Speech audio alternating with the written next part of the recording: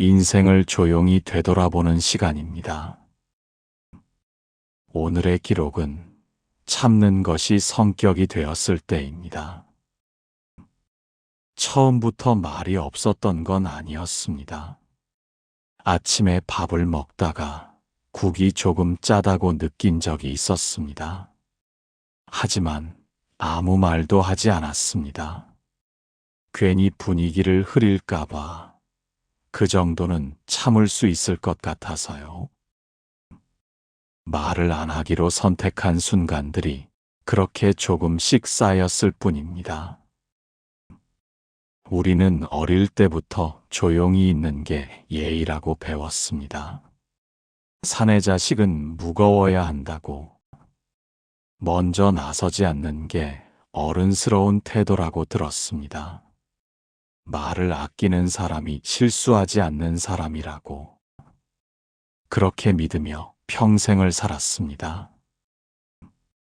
특히 가장이 되고 나서는 더 그랬습니다. 밖에서 아무리 자존심 상하는 일이 있어도 현관문 앞에 서면 표정을 고쳤습니다. 내가 입을 열어 힘들다고 말하면 집안 전체가 흔들릴 것 같았습니다. 그래서 한두 번 참기 시작했습니다. 그 정도는 괜찮았습니다. 내 어깨가 조금 더 무거워지더라도 내 입만 닫으면 가족들은 평화로웠으니까요. 말을 삼키는 일이 그때는 가장의 도리인 줄로만 알았습니다. 그런데 참는 일이 수십 년 반복되면 사람은 어느 순간 참고 있다는 감각 자체를 잃어버립니다. 이제는 참는다는 생각도 없이 그냥 입이 먼저 굳어버립니다. 말을 꺼내려는 순간 머릿속에서는 장면이 지나갑니다. 이 말을 하면 자식들이 귀찮아할까? 아내와 괜히 얼굴 붉히게 되는 건 아닐까? 지금 굳이 말해서 뭐하나? 그 생각들이 지나가는 동안 말할 타이밍은 이미 지나가 있습니다. 나중에 기회 되면 말하지 뭐. 그렇게 미뤄둔 마음들이 가슴 한구석에 딱딱하게 굳어버렸습니다. 오래 쓰지 않은 기계가 녹슬듯이 내 마음의 근육도 그렇게 기능을 잃어버린 것입니다. 직장에서도 그랬습니다. 회의 시간에 무언가 잘못되어 간다는 걸 느꼈습니다. 하지만 상사가, 동료가 고개를 끄덕일 때 혼자 다른 목소리를 내는 건 생각보다 큰 용기가 필요했습니다.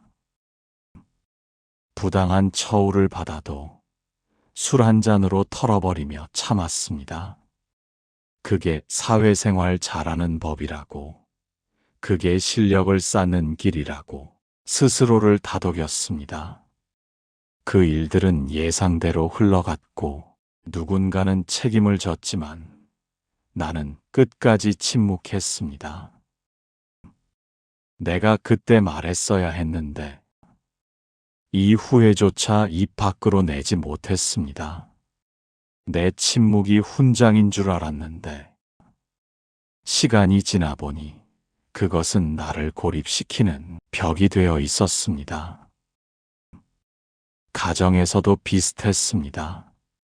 아이들이 크면서 내 의견을 묻는 경우는 점점 줄어들었습니다. 물어보는 듯 했지만 대부분은 이미 자기들끼리 결정한 뒤 통보하는 시기였죠. 그럴 때마다 서운함이 올라와 입을 열었다가도 다시 닫았습니다. 내가 지금 말한다고 뭐가 달라질까? 애들 기분만 잡치지.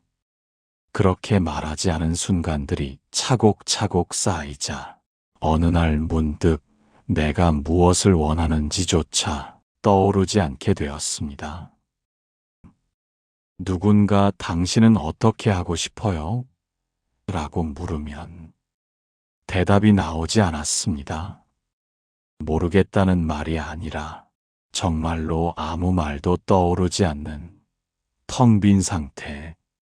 내가 참고 있는 건지 이미 마음이 다 비워져 버린 건지 헷갈리기 시작했습니다. 정약용이라는 사람이 있었습니다. 그에게도 말은 오래 돌아가야 닿았습니다. 유배의 시간은 길고 느렸습니다. 한때는 조정을 호령하던 천재였지만 유배지에서는 누구에게도 해명할 기회가 없었습니다. 그 억울함이 오죽했을까요? 하고 싶은 말이 산더미 같았을 겁니다.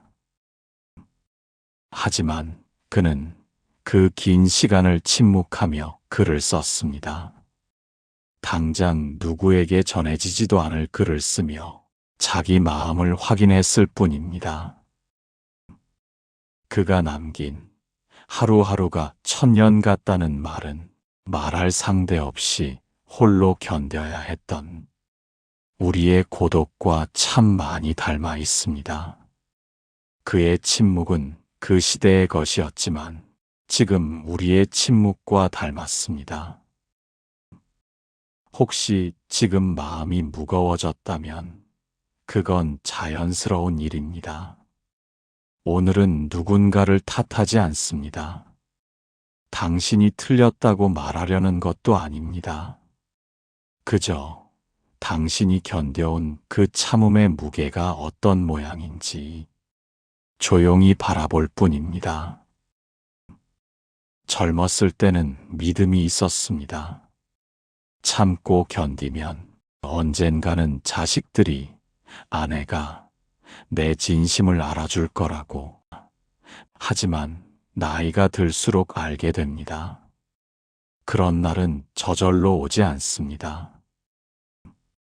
한 번 말하지 않으면 다음에도 말하지 않을 거라고 사람들은 생각합니다. 아버지는 원래 조용하시니까, 남편은 화 안 내니까, 그 편안하다는 평가 뒤에 숨겨진 당신의 인내를 사람들은 쉽게 잊어버립니다.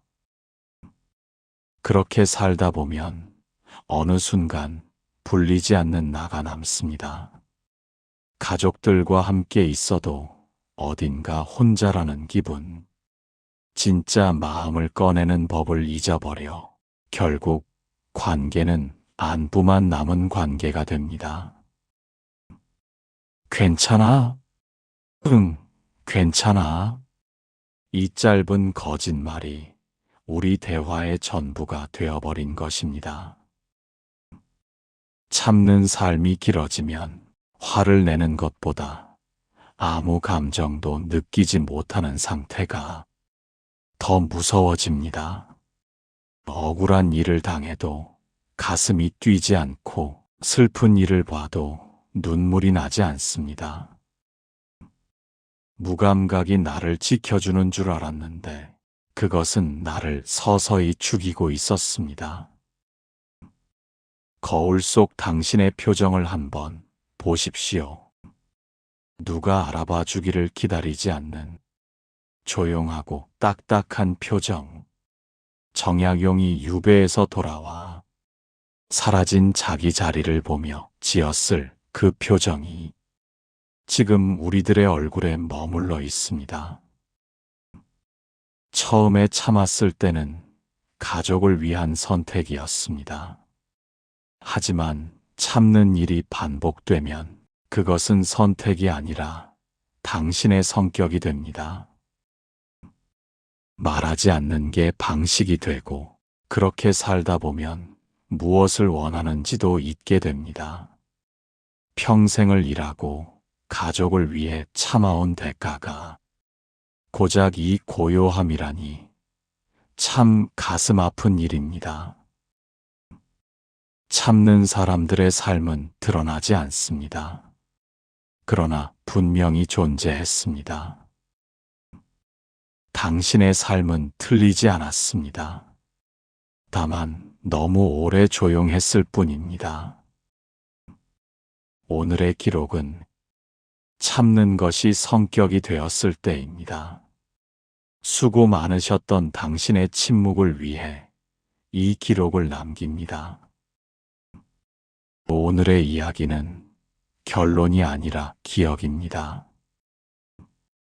다음 이야기에서는 말하지 못한 시간이 결국 어떤 풍경으로 남는지 그 마지막 결과를 조용히 함께 보겠습니다.